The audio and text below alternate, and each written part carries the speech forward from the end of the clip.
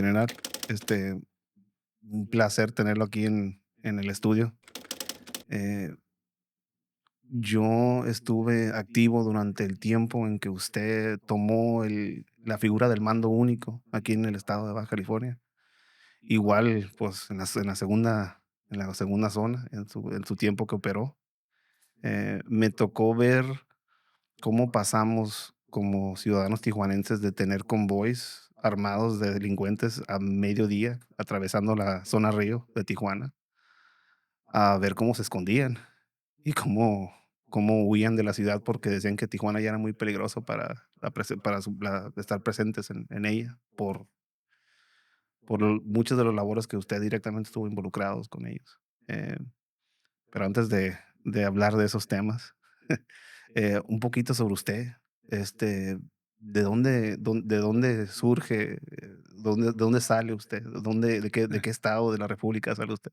Así es. Primero, quiero agradecerte, Edwin, que a través de tu programa Manifiesto Radio me estés dando la oportunidad para dirigir unas palabras a tu distinguido auditorio. Gracias. Y pues yo nací en la Ciudad de México en el año de 1954. Posteriormente, a la edad de 9 años, por cuestiones de salud de mi padre, nos fuimos a un lugar menos frío, ¿verdad? Y estuvimos ahí en el estado de Morelos. ¿Su papá qué hacía? Mi ¿Qué era su mi labor? papá era un fabricante de resortes de bicicletas y de varillas, de los que iban abajo del asiento de las bicicletas, ¿sí? Entonces, con él aprendí también a trabajar para elaborar los resortes y las varillas. La manufactura. La manufactura exactamente, más o menos trabajaba yo 300 pares de resortes y de Eh, varillas diario. eh, Terminábamos la la cuota de la semana, íbamos a México, comprábamos más alambre y de esa forma era como nos sosteníamos tanto para el trabajo como para el estudio. ¿Desde qué edad empezó a trabajar con su padre? Bueno, yo empecé a trabajar desde la edad de 5 años, porque me enseñó a recoger los fierritos que sobraban.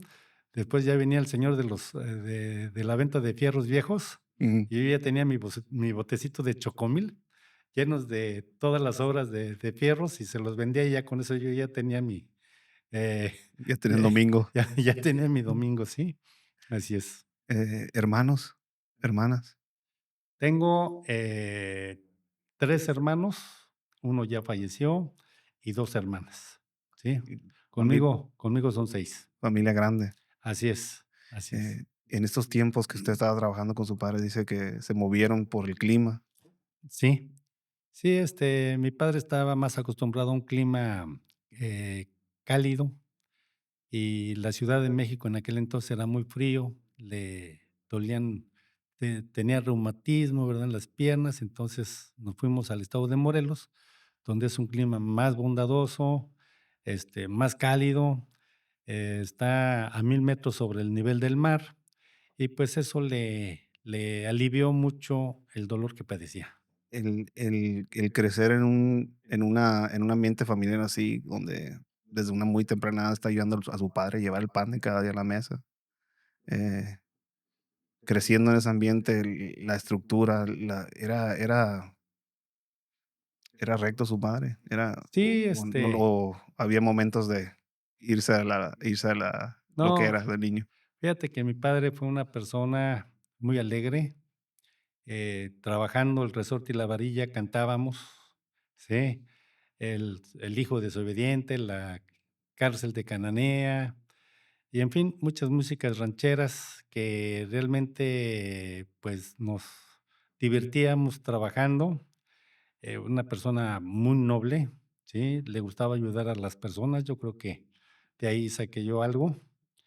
Y, y pues llevé una vida muy sana porque terminando, pues ya ves que la energía de los chamacos, de los jóvenes, me iba al río a nadar con mis compañeros, ahí aprendí a nadar en contra de la corriente, donde fui teniendo más velocidad, y fue un aspecto que me sirvió mucho después para ser un deportista de alto rendimiento. El atletismo, ese era empezó a formar parte de su desarrollo en ese tiempo, nadar, Sí, competir con sus amigos. así es, era una competencia, pues, sana entre ellos. Lo hacíamos para divertirnos, pero teníamos una buena condición, que después que estudié en el colegio militar, ¿verdad?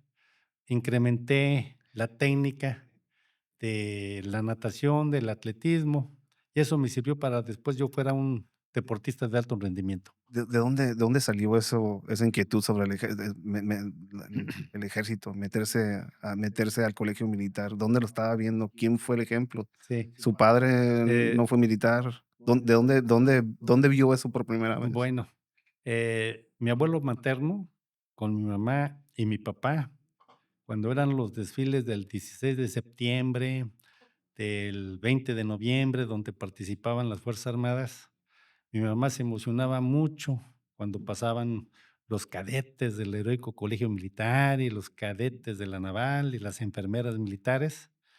Entonces yo veía mucho el entusiasmo y en mi interior decía: "Yo voy a ser uno de esos para que mi mamá esté muy orgullosa de mí". Me volteé a averiguar. Claro, claro. eh, Entre sus amigos que me comenta con los que creció y que estaban en competencia, ¿era una idea de ellos también Sí, o fue usted nada más el de la eh, idea?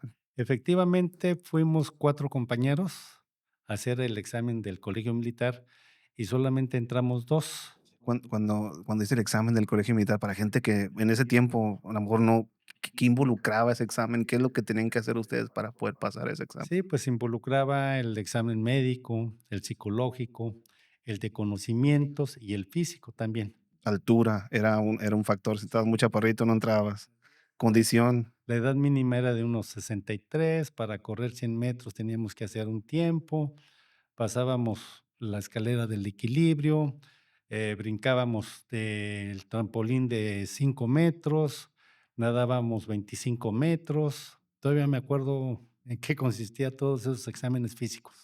y usted veía alrededor de usted la gente, pues, que no pasaba, que empezaban a salirse de las filas, entre ellos sus amigos que iban yéndose para atrás.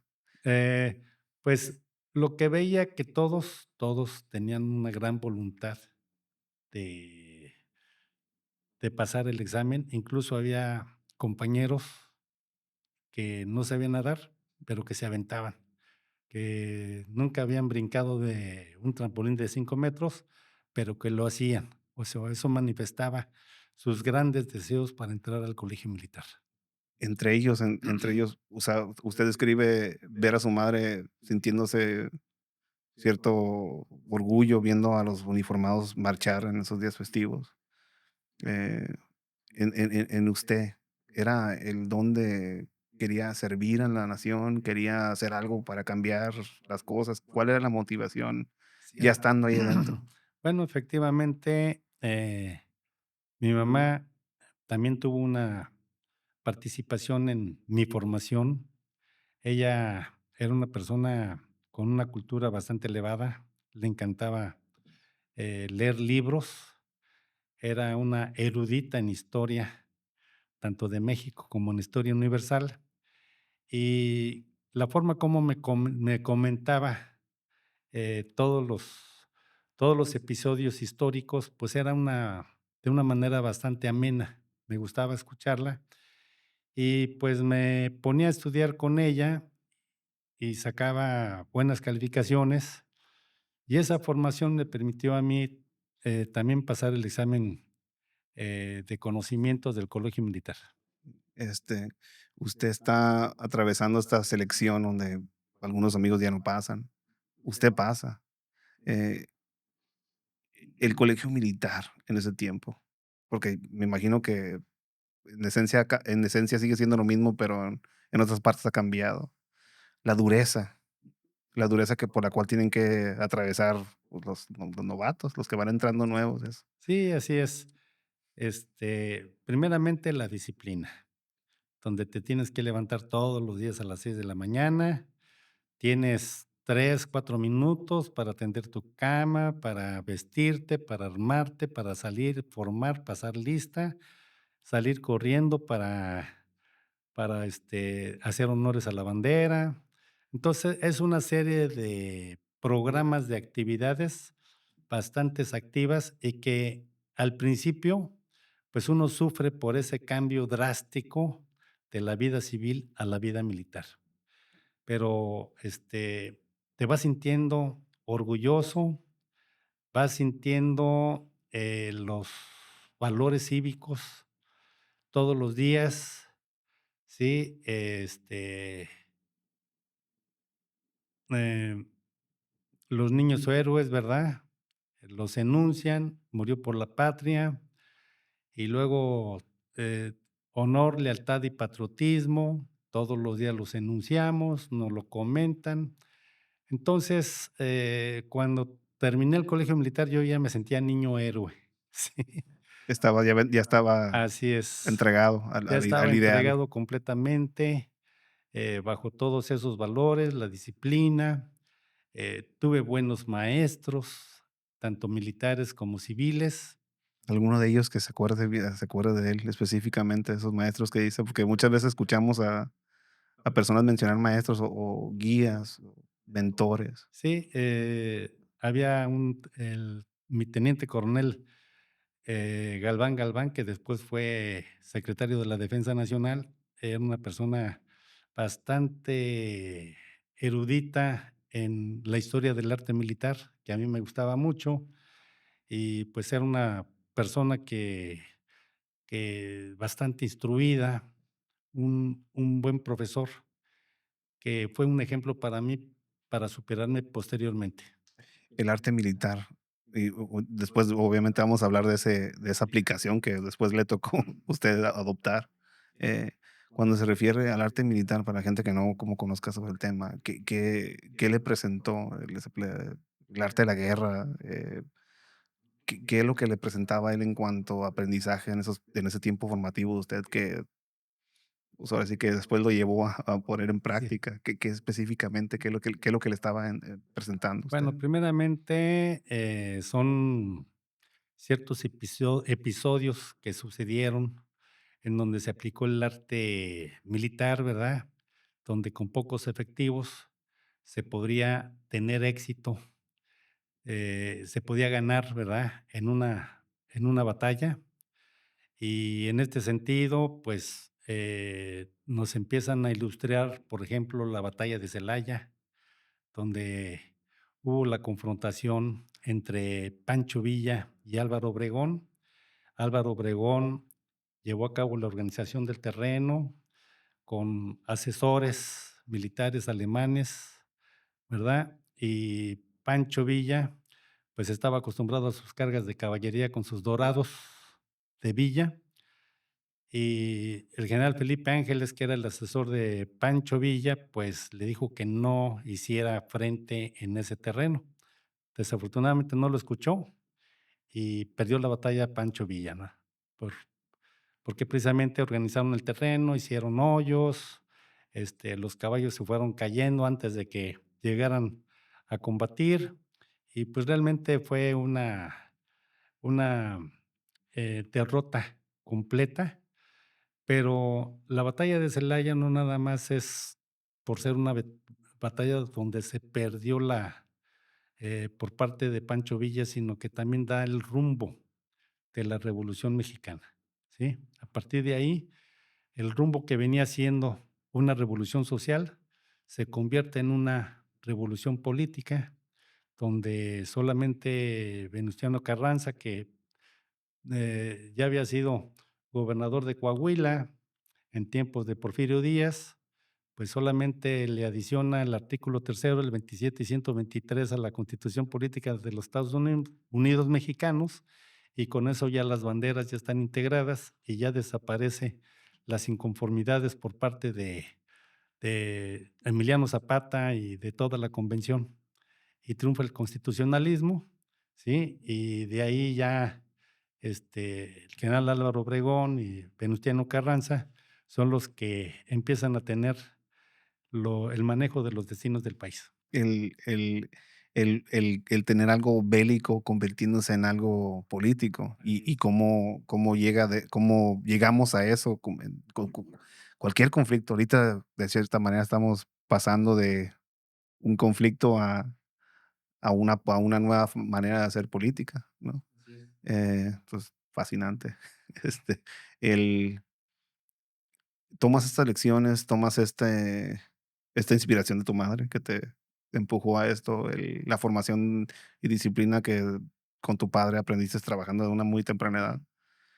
Atraviesas el colegio militar.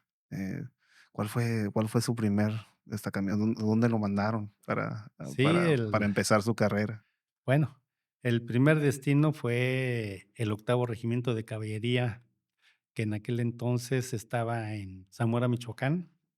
Allí estuve 2 años. Fue una época donde, como subteniente de caballería, me dediqué al deporte de la equitación y, al mismo tiempo, a llevar a cabo algunas operaciones. En aquel entonces era de despistolización en coordinación con las autoridades rurales, donde los acompañábamos para que precisamente ellos hicieran la acción, nosotros nada más lo apoyábamos.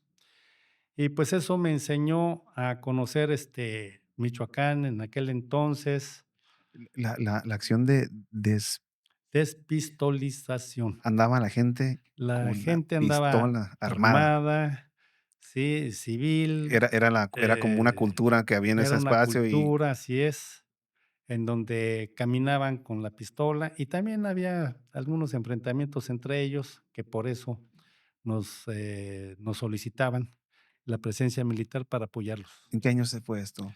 Esto fue a partir del 74 al 76, operaciones que yo acompañé con las autoridades civiles. Y ustedes porque ese es un tema que se habla mucho, no nomás aquí, en México, el tema una sociedad armada.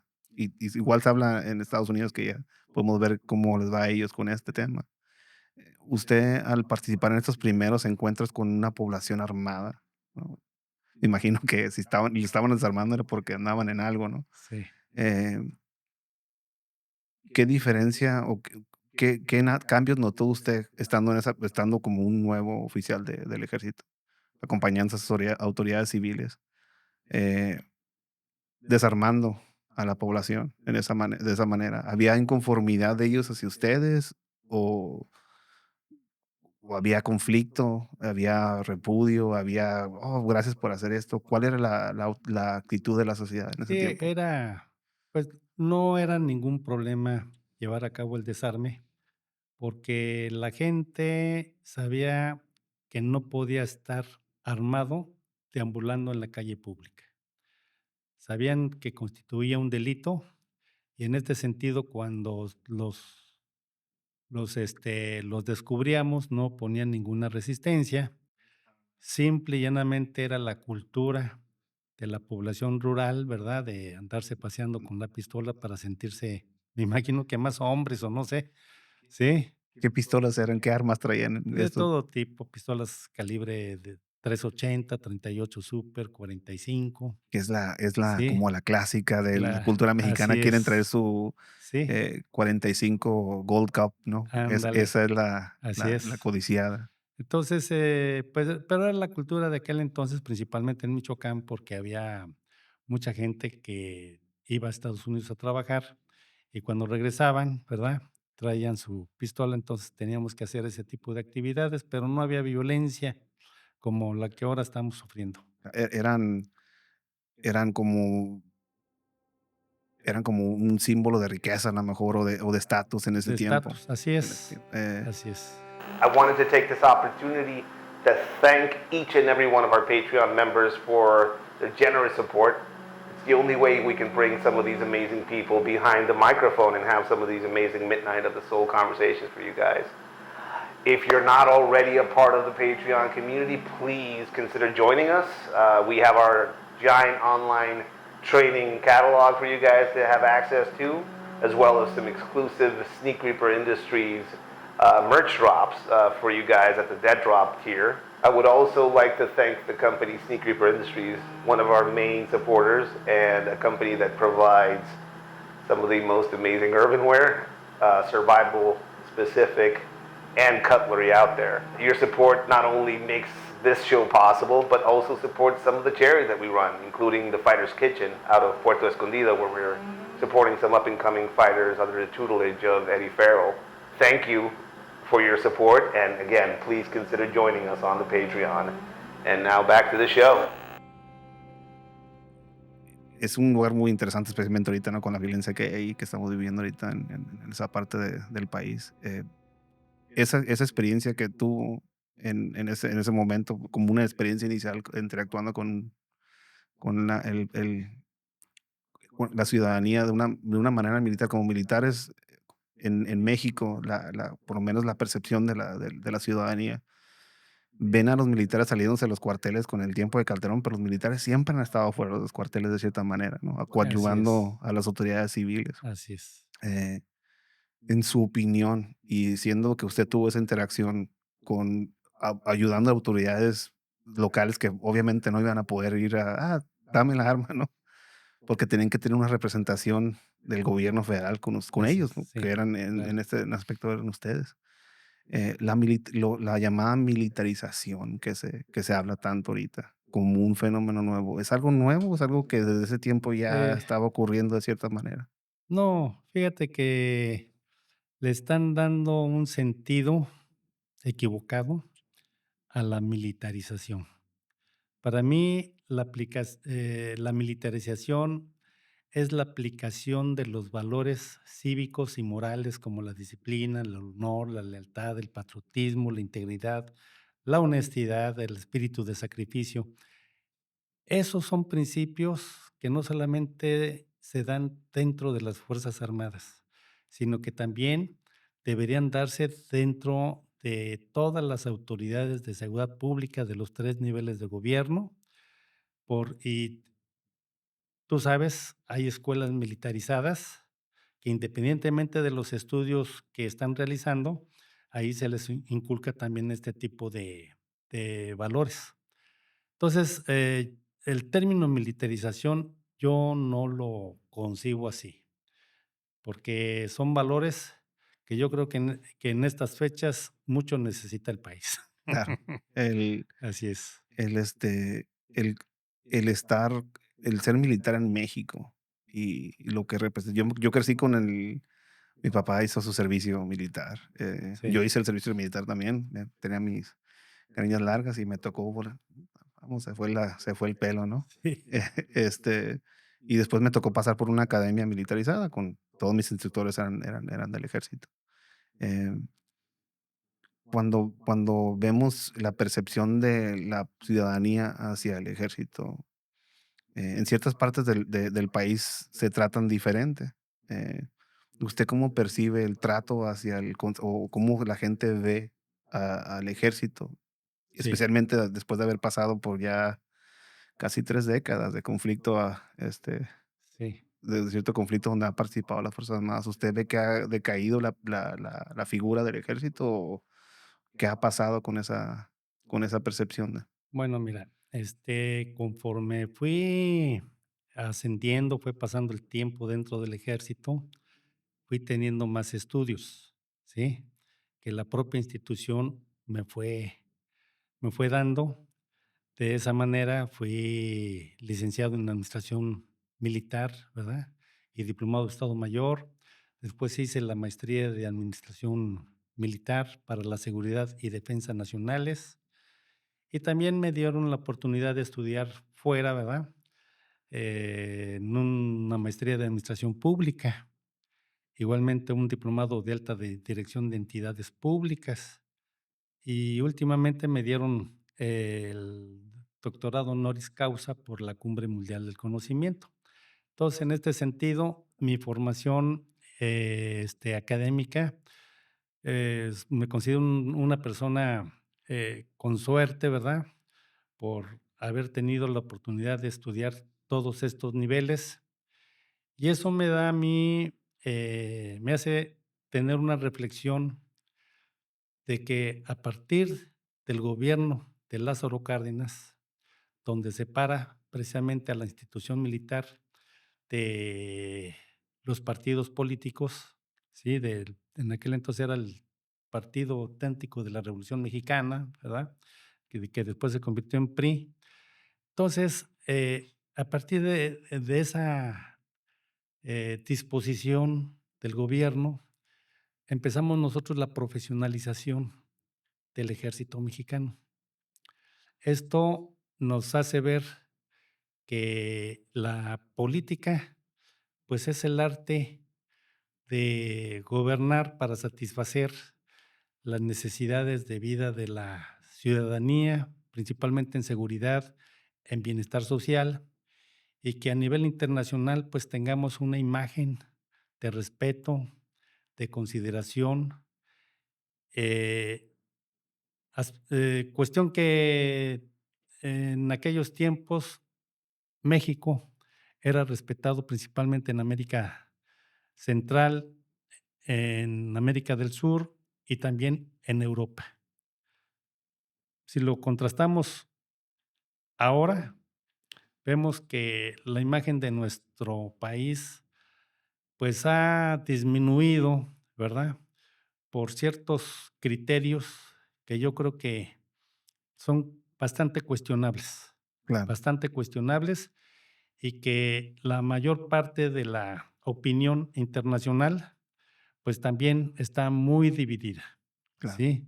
Entonces, en este sentido, necesitamos tener una política exterior que realmente esté acorde con la política interior, ¿sí? Pero a lo que yo voy es de que nuestra formación, nos permitió tener la oportunidad de comprender nuestra historia y también de confrontarlo con la realidad, porque he estado en la mayor parte de la república del país y también estuve como agregado militar, allá en Lisboa, Portugal, 2 años, donde me permitió ver cómo actúan las Fuerzas Armadas, cómo actúa una Guardia Nacional Republicana, y también tuve la gran oportunidad de estar en Estados Unidos, en Washington, en Fort Benning, ¿sí? Y, pues, tuve excelentes relaciones con las autoridades americanas también, mucha coordinación. El y aquí el aspecto del conocimiento militar es de que nosotros tenemos que tener conocimiento en todo lo relacionado a la seguridad nacional, ¿sí? Y de ahí, sí, parte de la seguridad nacional es la seguridad pública, donde existen instituciones de seguridad pública de los 3 niveles, a nivel municipal, estatal y federal, federal, que deben de estar garantizando la seguridad en muchos aspectos. Cuando esta seguridad pública es rebasada por la delincuencia organizada, ya se convierte en un problema de seguridad interior, que esto ya corresponde a las Fuerzas Armadas. Pero, las autoridades políticas, pues, han visto con preocupación la intervención del Ejército Mexicano, pero por otra parte, es necesaria su intervención ante la debilidad de las autoridades de seguridad pública civiles. Eh, Se emitieron 3 tesis jurisprudenciales por parte de la Suprema Corte de Justicia, donde se le autorizaba a las Fuerzas Armadas para estar apoyando a las autoridades civiles, pero, en este sexenio el cambio de estrategia, principalmente de no confrontación con la delincuencia organizada. abrazos, no Exactamente, balazos. así es. Sí, esto es lo que ha generado que se dispare la delincuencia organizada y, pues, que nosotros, impedidos por las actuales disposiciones a nivel federal, no podamos, combatir a la delincuencia organizada como antes lo hacíamos en coordinación con las autoridades de seguridad pública. usted es una de las personas que mejor puede hablar de este tema. Eh, a mí me ha tocado ser capacitador y orador y, una persona que ha traído un poquito de mis historias personales de lo que yo hice aquí en el estado y lo que me tocó ver, porque me tocó ver mucho de lo que ocurrió en ese tiempo, ahora se está usando como materia de estudio. Sí. Me ha tocado hablar en universidades en Estados Unidos, una 2 veces, 2 veces con representantes del Senado. Ellos siempre apuntan a lo que usted, en lo que usted participó aquí en el estado como uno de los únicos ejemplos exitosos del combate hacia la delincuencia organizada. Em, Cuando usted recibe el cargo de venirse a hacerse cargo de la segunda zona, ¿le llegó esa encomienda, le llegó ese encargo con algún tipo de explicación sobre lo que estaba ocurriendo aquí, o venía esto completamente? Eh, sí, yo estaba desempeñándome como comandante de la primera zona militar allá en la Ciudad de México. Pues me sentía yo muy distinguido porque pues la Ciudad de México es el corazón estratégico del país. Claro. Y cuando llegó mi cambio, me citaron en la Secretaría de la Defensa Nacional, el general que había sido mi instructor, ¿verdad? Mi profesor, el general Guillermo Galván, y me giró las instrucciones. También fue mi instructor en la Escuela Superior de Guerra y me dijo, Duarte, tu misión es recuperar la seguridad de allá de Baja California. Nada más, un nombre de palabras cortas y Cuando le presentan esta orden, sí, usted tuvo el concepto de lo que era el conflicto del que se iba. así es. Sí, ya, Ya ya, ya ya ya ya había escuchado, ya había tenido ya pláticas. a través de López Dórigan hubo algunos incidentes que habían pasado aquí en Tijuana que fueron del conocimiento hasta internacional de lo que estaba ocurriendo. ¿Qué incidentes? ¿Qué es lo que había visto? Bueno, lo de la cúpula fue una, y luego lo del Cañaveral, que cuando lo escuché eran como las 6 de la mañana, le dije al conductor que me llevaba al cuartel, dije: "Híjoles, mano, sí, no quisiera estar en los zapatos del comandante de la segunda zona militar". Sí, ¿Eh? a mí me tocó andar esa noche Sí, y pues, me toca ver, videos de que vienen de Siria o de guerras, de zonas de conflicto. Las ráfagas estaban desde las 2 de la mañana sí, así hasta es. Sí, temprano en la mañana, con eh, personas por todos lados y algunas vestidas de policías federales, policías, sí, sí, sí. o algunos eran policías, de Y hecho, otros no. y otros no, y no se sabía, Sí, era un caos, así y es, nosotros representábamos una autoridad estatal, y nosotros no sabíamos quién era quién. así es. Eh, Viendo eso, la cúpula, otro enfrentamiento ahí, vimos a las Fuerzas Armadas llegaron Fuerzas Especiales del Ejército ahí, hicieron frente a algo a un lado de una guardería, Ah, con niños. ese sí me tocó a mí. Eso Sí, eso es el ver un estado de. Nosotros como bajacalifornianos normalizamos muchas cosas, porque nos ha tocado ver de todo, ¿no? claro. Y yo muchas veces cuento algunas de mis anécdotas de lo que yo pasé aquí en lugares donde hay personas que estuvieron en Irak o en Afganistán y se me voltean a ver, ¿dónde pasó eso? Sí. ¿Dónde nací? Usted se va con la encomienda de Eh, tomar cargo eso. Efectivamente, como te comento, a los 8 días que sucede eso, ya me encontraba yo aquí en Tijuana y realmente empezamos a informarnos, a tener la información, todos los datos. Es lo primero que Lo primero, inteligencia, información. inteligencia. En aquel entonces, los números de muertos eran de 1,350, 1,380. Sí, no, perdón, 1,580, ¿sí? Entonces, era un número, ocupaba Tijuana el primer lugar y se lo disputaba Ciudad Juárez también. Y Vimos un estudio de todos los flancos delincuenciales, eh, eh, establecimos contacto con el señor gobernador en aquel entonces, Guadalupe Osuna Millán, con los presidentes municipales, con los secretarios de seguridad pública de los 3 niveles de gobierno. Y, pues, uno de los puntos principales fue la voluntad. Usted cuando llega y hace contacto con los alcaldes, especialmente la pregunta, ese tiempo Tijuana estaba dividido, bueno, Baja California estaba dividida políticamente, había alcaldes de otros partidos y todos estaban tratando de hacerle frente. Rosarito era Sí. un era un caos, Tijuana, obviamente.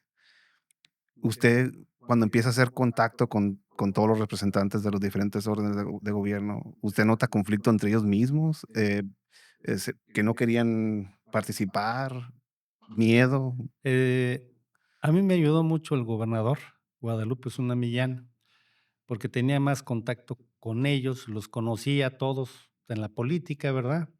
Yo era nuevo, entonces, le hice las recomendaciones al gobernador para que hiciéramos reuniones allí en el cuartel, las veces que fuera necesario para ir atendiendo el aspecto de la seguridad de todo el estado. El señor gobernador me apoyó, nos reunimos y también hicimos nosotros por nuestra parte, por separado, el lema de nosotros íbamos, en donde la población civil nos apoyó mucho con sus denuncias ciudadanas anónimas. ¿Establecieron ustedes un número de teléfono de que si Exactamente. ustedes ven algo, Sí, nosotros íbamos porque márquenos. la policía municipal no Así iba es. o decían: "Nos da miedo, no vamos nosotros"? En un principio, Eso usted lo desarrolló de manera independiente lo de. desarrollamos de una manera independiente y con mucho éxito, y pues atendíamos todas las denuncias ciudadanas que nos llegaban. Lo principal que encontraban ustedes con estas denuncias? ¿Qué es De lo que se ignoraba por las autoridades locales? En primer lugar, la población tenía poca confianza en sus autoridades de seguridad pública. En segundo lugar, pues las Fuerzas Armadas eran las únicas instituciones de confianza. En aquel entonces, con hecho, nos ganamos hasta el 92% de confianza aquí en el estado. Esto, y con la voluntad de estar trabajando para estar combatiendo la delincuencia organizada, esto nos ayudó mucho. ¿Por qué? Porque, nos daban direcciones, nos decían que había secuestrados, que había armamento, que habían grupos armados, que había droga, en fin, el secuestro, pres casas de seguridad. Precisamente en aquel entonces liberamos un total de 58 secuestrados con vida, Que ¿sí? era como en ese tiempo se estaba disputando el territorio y ocupaban dinero para financiar lo que estaban Así haciendo. es. Y el secuestro era una Sí, de las fuentes del dinero que estaban sí, sacando. efectivamente, uno de nuestros objetivos era debilitar la base financiera de la delincuencia organizada de todos, ¿sí? En qué se estaban nutriendo ellos, aparte Bueno, de. se estaban nutriendo de los secuestros, se estaban nutriendo de el control de la droga y de la venta de la droga, se estaban, también ya empezaban a cobrar piso, El cobro de piso, el que cobro de ahorita vamos a piso, pasar a eso así ahorita después, es, porque es algo un tema muy sí. actual. En ese tiempo Y ya empezaban con los Junkers, sí, tuve que organizar a todos los, yunqueros para que tuviéramos un sistema de comunicación y que ellos nos informaran rápidamente en dónde estaban, para que la fuerza de reacción de nosotros saliera y de esa manera los capturábamos a todos. en ese tiempo se estaba disputando el estado. Este, habían intereses de 2 grupos delincuenciales grandes. Sí, así es. Precisamente la plaza de Tijuana, por ser una ciudad fronteriza con uno de los estados más ricos de Estados Unidos, como es California, ¿verdad? Eh, pues siempre hay muchos intereses comerciales, pero también hay intereses ilícitos, ¿verdad? Ese es el valor ese es el valor que tiene para la delincuencia La plaza el de acceso. Tijuana, sí, El, mucha gente cuando ve ese problema piensa en la típica, un canijo con una mochila cruzando la frontera con drogas, pero aquí son túneles, vehículos cargados. Esa problemática y obviamente es algo, ya es competencia federal todo sí, eso. claro. A usted le tocó ver ese fenómeno de Sí, manera directa? precisamente, yo tuve una excelente coordinación con las autoridades americanas para la detección de narcotúneles. Eh, Descubrimos 24 narcotúneles en el tiempo que yo estuve aquí de comandante y pues era una coordinación, porque había algunas ocasiones que la entrada estaba allá, pero no sabíamos dónde estaba aquí. Y otras ocasiones sabíamos que aquí estaba la entrada, pero por el otro lado no sabíamos. Entonces, como era terreno de ellos, teníamos que informarles para que ellos, pues, nos coordináramos para Es que descubrieran la salida de es aquel algo lado. de que mucha gente está muy curiosa sobre qué ocurre cuando se encuentran un túnel. ¿Ustedes mandan a alguien y bajan y ven hasta dónde llega y si cruzan a otro lado? ¿O nomás detectan el túnel y empiezan la coordinación con el otro lado para saber qué está Bueno, ocurriendo? muchas ocasiones el narcotúnel no estaba terminado. Un 30% no estaban terminados. Al final, ya era una urgencia de parte de los narcotraficantes para tener un narcotúnel y pasar toda la droga. Como no había, este narcotúnel, pues se fueron acumulando grandes cantidades de marihuana hasta que encontramos por las actividades de inteligencia un total de 134 toneladas, que ahí en el cuartel, pues, nunca ni en sueños me hubiera imaginado, en coordinación con las autoridades municipales de Tijuana, haber llevado a cabo este aseguramiento En ese tiempo lo que se veía que se estaba deteniendo, cruzando, era metanfetaminas, cocaína, de todo, de todo. de todo, de todo, de todo. Era cocaína, metanfetamina. Descubrimos laboratorios aquí mismo en la ciudad de Tijuana, otras partes allá por Rosarito. El fentanilo todavía no estaba entrando. No estaba entrando, no teníamos conocimiento del fentanilo, pero sí ya, la piedra, la metanfetamina, que ya era bastante perjudicial para la gente.